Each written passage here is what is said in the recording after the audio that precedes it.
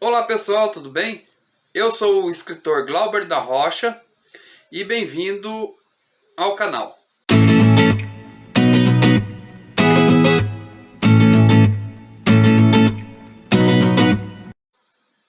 Neste vídeo eu quero falar mais um pouco sobre a importância da leitura crítica. Certa vez um amigo, que ele é um excelente poeta, né? Professor de língua portuguesa, né? De literatura, tudo. Excelente escritor, sim, excelente poeta, né? Eu estava falando para ele que eu precisava submeter um original, né? Um livro que eu estou escrevendo, né? Uma leitura crítica, né? E ele olhou para mim e falou assim, mas Glauber, será mesmo que você precisa dizer aí, né? Ele olhou assim, acho que você não precisa disso, né? Até mesmo porque tem que pagar, né? No caso eu tenho que pagar, né? Ainda não fiz a leitura, né? É um romance que eu estou escrevendo, mas eu tenho que pagar e não é barato, né? E não é barato. E ele perguntou, mas será que é preciso mesmo?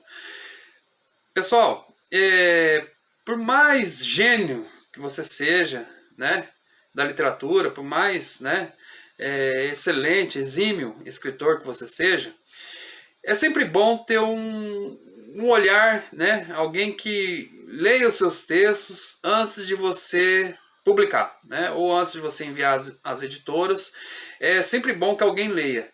E melhor ainda se for um profissional, né? Bom, eu escrevi esse livro, eu consegui publicar esse livro, é um livro de contos, né? Com os dentes que ainda me restam, pela editora 8,5.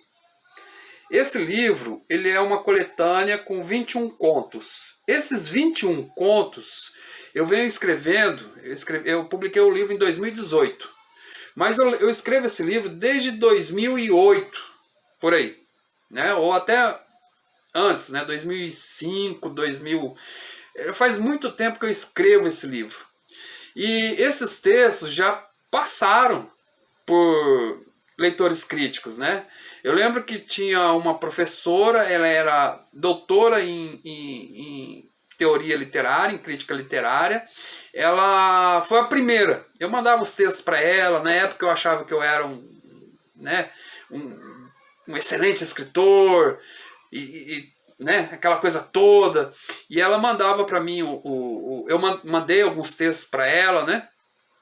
E ela mandava de volta com as críticas, né? Com os erros, onde está o erro, isso, aquilo, a incoerência, né? Onde não havia coesão. Mas calma aí, Glauber, como que seu personagem... Um exemplo aqui, como seu personagem estava de jaqueta na praia de Salvador, né?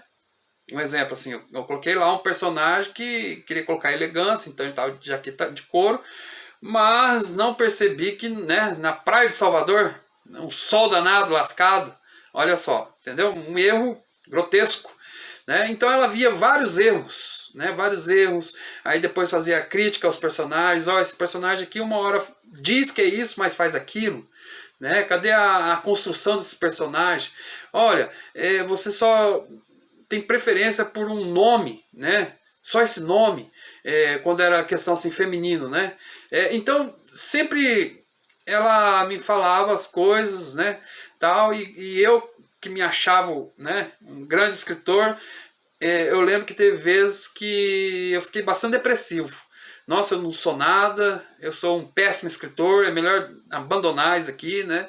Mas não, eu resolvi pegar aquele feedback dela, né, aquelas críticas, e melhorar. Quando eu enviei os originais, né, para a editora 8,5, eu enviei 2 livros, né, eram 2 originais, com os dentes que ainda me restam, né, e um outro livro de contos, eram 2 livros de contos. Então eu enviei os 2 para ver qual deles, né, agradaria mais a editora, né, e o editor. Acontece o seguinte, acontece que o editor, né, ele pegou e falou assim, não, eu gostei, né, tem a Flávia Iriarte e o irmão dela, né? A Flávia diz, ó, nós gostamos muito, né, dos seus livros, só que é o seguinte, podemos pegar os melhores contos e fazer só um livro? Eu falei, claro, né? Primeiro que eu estava muito feliz, né? Não é fácil conseguir ser publicado por essa editora aqui, 8,5, né? É um pouco difícil, eles são exigentes, né? Você vê pela qualidade, né? Do material, tudo, né? É uma editora, ela é uma editora pequena, mas é muito exigente. Então eu consegui esse grande feito. Eu falei assim, não, é claro, eu quero, né? E nisso, o que aconteceu? Aconteceu que o editor, né? Ele foi pegando o Roberto Pedretti. Ele foi pegando os melhores textos, né? E descartando, né, aqueles piores. E dos melhores textos, ele ainda fez a leitura crítica, né? E é interessante notar que não tinha muita coisa, né? Porque ele já vinha muito tempo escrevendo, mas mesmo assim ele encontrou alguns erros, né? Deu a sugestão, mas o legal mesmo foi que em algumas cenas ele chegou a criar, né? Ó, você poderia deixar assim, bem aqui, ó, né? Essa parte aqui. Então, eu tenho um conto, né? Onde ele coloca o meu personagem passando na frente de uma livraria, né, onde ele vai comprar uma agenda, né, que é onde meu personagem ele quer dar uma agenda para o meu personagem é um enfermeiro que quer dar para o seu paciente ali um diário, né? Uma agenda, um caderno, alguma coisa assim, para ele. É o Diário do Seu Anísio, o nome do conto, né? Então ele coloca, né, o meu personagem indo nesse lugar, comprando, não aparecendo assim do nada, né? Quando eu escrevi, meu personagem aparece do nada, né? Ó, aqui uma agenda. Daí o editor ele colocou meu personagem indo até a livraria, o que ele pensou a respeito, ele estava passando, viu aquela agenda, daí pensou consigo tal coisa, entendeu? Eu vou comprar para ele isso, aquilo, tal. Enriqueceu o texto. Então, um leitor crítico, ele vai enriquecer seu texto, ele vai mostrar qual que é o seu ponto fraco, né? Onde não tem coerência, onde não tem coesão, né? E ali te dá dicas, né, para você melhorar seu texto, né? Então, seu texto fica muito mais profissional, fica bem melhor, né? O editor, quando um editor, né, de uma grande editora, de uma média editora, um editor sério, um editor, né, até de pequena editora, um editor que, né, conhece a literatura mesmo, né, de verdade e tal, quando ele se depara com um texto, ele sabe se esse texto ele passou por um leitor crítico ou não. Ele sabe se o seu texto é um texto profissional ou não.